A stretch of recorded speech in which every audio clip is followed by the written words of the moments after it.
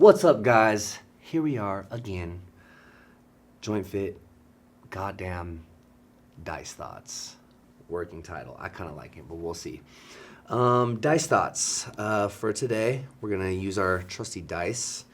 By now, you guys should be somewhat familiar with the way we do this because there's already been an episode.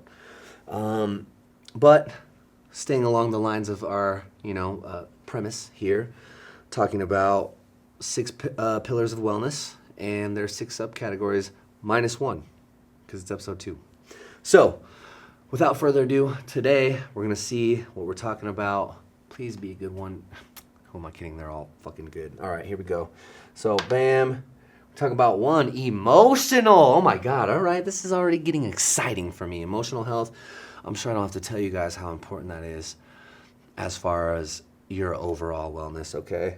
Just like any one of these pillars can lead or play into the other ones, your physical health is going to be harder to work on if emotionally you're not there. Occupationally, you're not feeling like going to work, you're not feeling like doing your thing. They all translate to one another. So we're going to go after one of these subcategories in your emotional health, and I'm going to tell you from my lived, personalized experience firsthand my thoughts on this. So here we go. Emotional health and anchors. All right, emotional anchors. Well, first of all, what is an emotional anchor? All right. Emotional anchors are just anchors to your emotional health. Plain and simple. End of the episode. See you guys next week. Oh, I'm just kidding. Come on. So emotional anchors, there's a few that stick out to me. And as far as trying to better and grow, it's hard to do when you're pulling a 85,000 pound chain on the bottom of the ocean underneath you, okay? So getting rid of some of these anchors is going to be a pretty big thing. And one of the ways that you can do that, or one of the ways that I've found that I've done that, is becoming what I would say present in the moment. And there's tricks to that, but emotional anchors are certain emotions that really have no room inside of your mind when it comes to bettering yourself and growing, okay? You hear these all the time. Anger and resentment, aka anger's older cousin. Big things. And we're going to touch on all these a little bit later, so this is going to be sort of a quick little subcategory.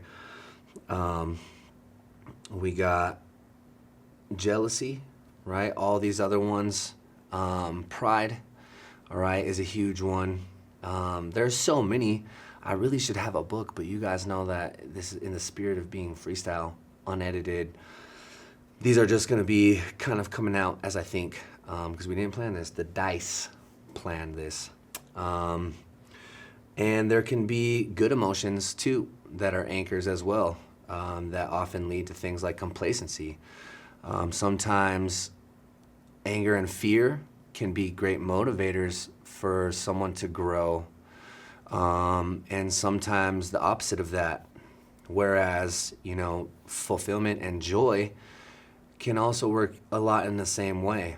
I think when we think about motivation to grow, a lot of that is pushed from a sense of what do we want, okay? And emotional anchors can be things that make us fear that we won't get that, or they can make us think that we don't need it, okay?